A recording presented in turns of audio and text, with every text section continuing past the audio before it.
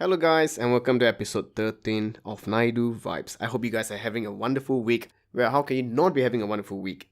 It's the freaking World Cup. Are you guys watching it as well? I'm so watching it. Yes, I am very intrigued by the World Cup. Intrigued? I just love the World Cup, alright? And yeah, so I'm sure you are enjoying the World Cup unless you are a fan of Saudi Arabia. Then, well, I feel sorry for you because you guys never fail to humiliate yourself every single World Cup. I always tell my friends and family that the Saudis are the worst team to consistently qualify for the World Cup. It's like one slot, one spot wasted, given away just to fill one more Asian team. I don't mind. I don't really care if you put in an extra European team or an extra South American team. Come on, the Saudis, really? Anyway, enough about the World Cup. Today we're going to talk about panic attack. Yep, so I was a sufferer. What's the actual word? I'm someone who used to have panic attacks. Or anxiety attacks or claustrophobia. I'm quite claustrophobic. I don't like tight spaces. But for some reason, I'm okay with lifts or elevators, but the thought of being lying down and then in a confined space it makes me panic. Or made me panic. And speaking of such a situation, I was traveling in a sleeper train from Shanghai to Beijing. I'm not sure how long it was. It was like an overnight train, so probably around 6-7 hours. So at the time I was traveling through China for a few weeks. So anyway, this sleeper train, it had 3 tiers or 3 levels of bed. So when you enter on 2 sides, there are 3 levels of beds. So in total, like 6 people can sleep in one compartment. So I went into the cabin and my bed was at the top. Well, I'm not surprised because the rest were all elderly people. I was the only young guy. So I didn't mind going right to the top. So after leaving my bag at the foot of the bed, I climbed back down. I went to sit by the side at a corridor. There were seats at the corridor next to the windows.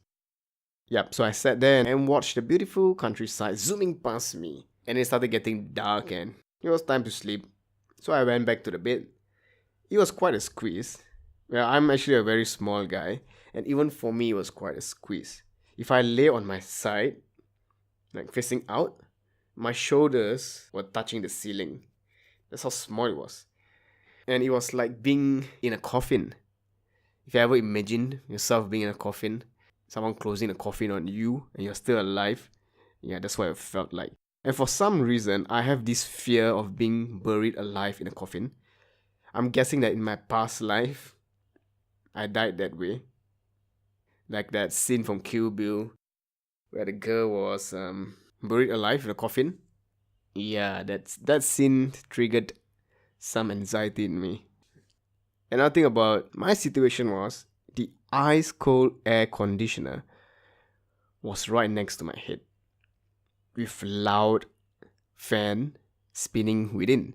So imagine a tight space, extremely cold air blowing your face, freezing your face.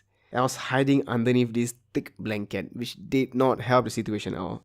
And slowly my heart started racing. I started getting cold sweats. I could feel my heart pounding against my chest. Like in my mind, I was convinced that I was going to die. If any of you have ever had panic attack or suffer from panic attack, you know what I'm talking about. In your mind, you're very convinced you're going to die. And that thought of imminent death made me want to scream out loud in horror.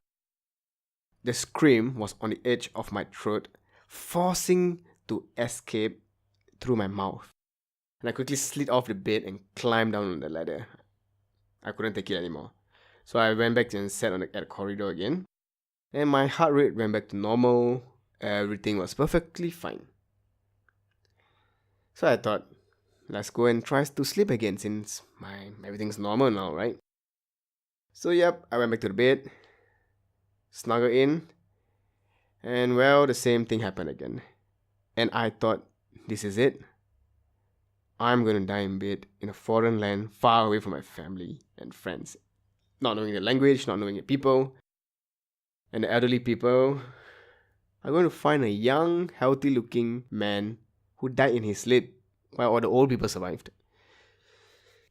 So I quickly jumped out of bed again and went back to the safe and inviting seat by the window.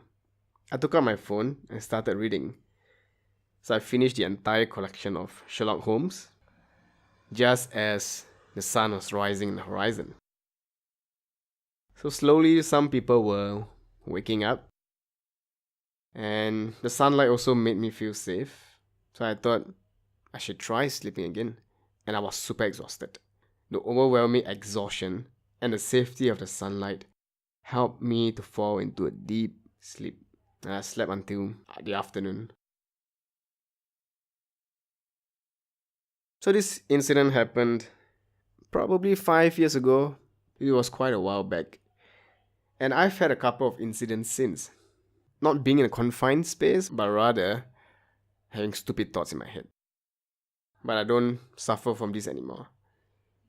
I pretty much cured myself. Because right now I am studying and understanding the human mind and body. And I also meditate every day. I learn how to breathe, control my breathing, control different parts of my body. I can easily manipulate how my body feels and acts, such as calming my mind, releasing fear and anxiety from my body, decreasing my heart rate, and so on. So now I feel amazing every single day. Anxiety? Bitch, please. I am invincible.